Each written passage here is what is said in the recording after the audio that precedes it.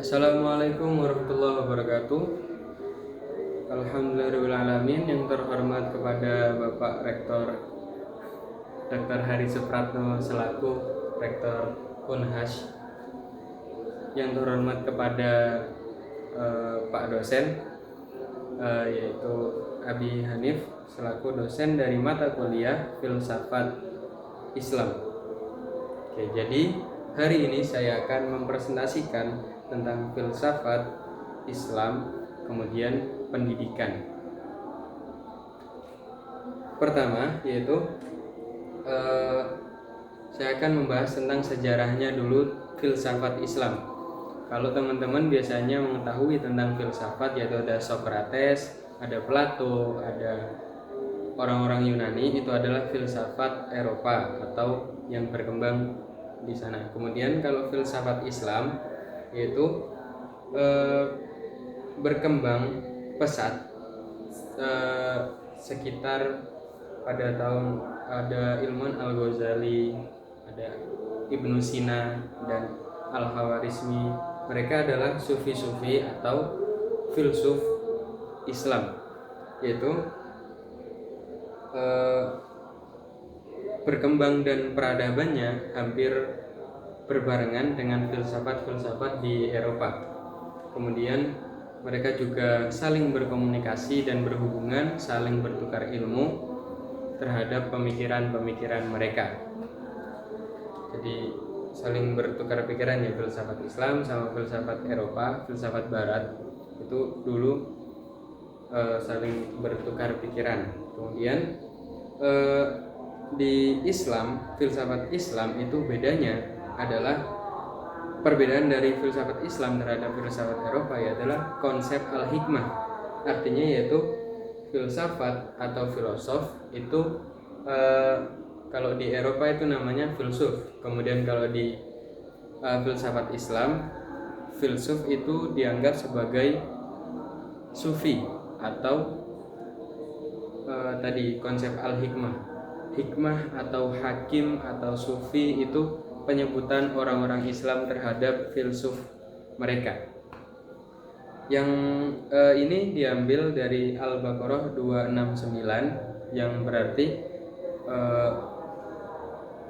intinya pada itu Allah memberikan ilmu dan ilmunya akan didapatkan kepada orang-orang yang mau berpikir, yang diberi hikmah. Nah, yang diberi hikmah itu adalah orang yang berpikir tadi, filsuf, dan kemudian kalau Islam menganggapnya yaitu hakim, hikmah, atau sufi. Nah, kemudian lanjut kepada pembahasan filsafat Islam dan pendidikan adalah pertama saya akan membahas tentang sistemnya sendiri. Sistemnya yaitu sumber dari filsafat Islam ya, itu adalah Al-Quran dan hadis, dua sumber utamanya dan wajib harus ada. Kemudian yang kedua bisa masuk dari budaya yang masuk. Artinya contoh dari tadi yang mereka saling berkomunikasi, bertukar pikiran, maka ada budaya-budaya yang masuk yang positif ya, itu akan dimasukkan ke dalam filsafat Islam. Kemudian bisa juga artikel belum ada artikel pemikiran-pemikiran orang dahulu itu dijadikan bahan terjemahan dan buat ya dipelajari lah seperti itu. Kemudian yang kedua, filsafat Islam itu memiliki ciri khas, yaitu pertama berpegangan pada Al-Quran, kemudian yang kedua berpegangan pada ontologi, kemudian ketiga epistemologi, keempat adalah aksiologi. Nah, kemudian ciri khas selanjutnya yaitu ada sistem dari filsafat Islam itu ada tentang hakikat ketuhanan.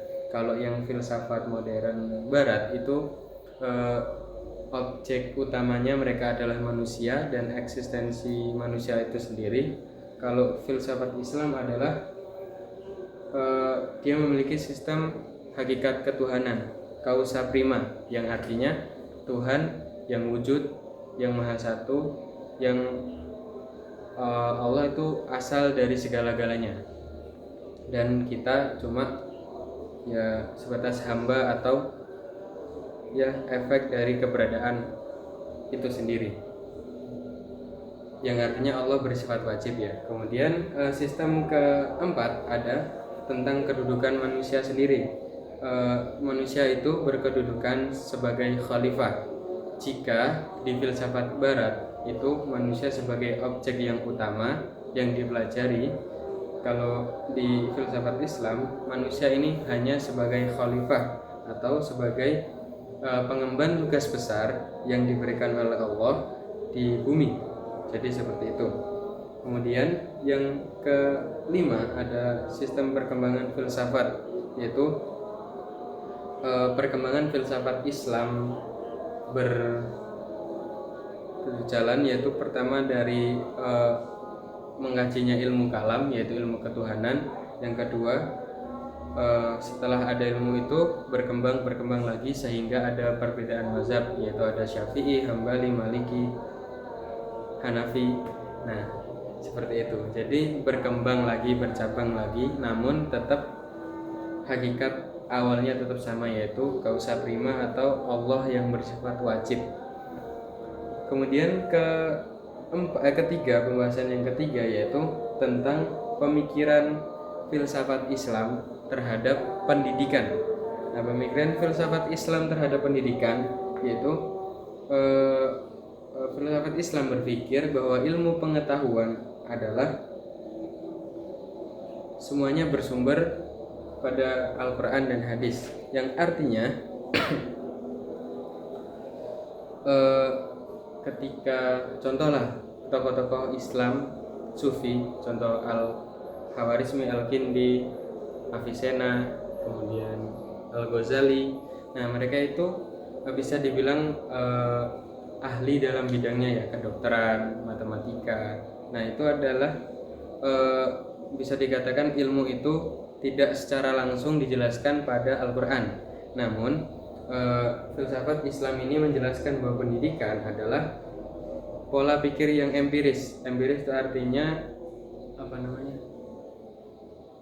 kritis. Nah, kritis yang berarti ketika ada suatu clue yang diberikan oleh Al-Quran, maka tokoh yang berpikir tersebut akan mendapatkan menggali lagi ilmunya, akhirnya mendapatkan melahirkan cabang ilmu. Nah, contohnya tadi kimia, fisika, matematika, biologi, BK.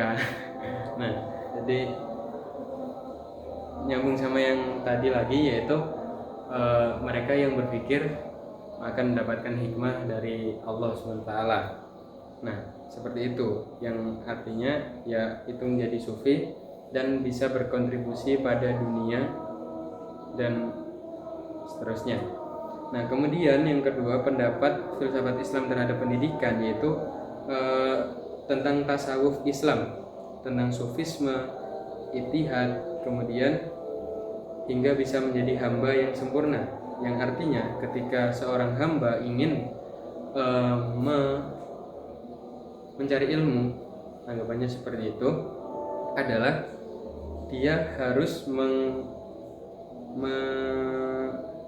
menyeimbangkan dalam hal umum, ilmu umum, kemudian menyeimbangkan dengan ilmu agama atau spiritualitas mereka, sehingga bisa ittihad atau bersatu dengan Allah, kemudian menjadi hamba yang sempurna dan mendapat hikmah dari Allah SWT.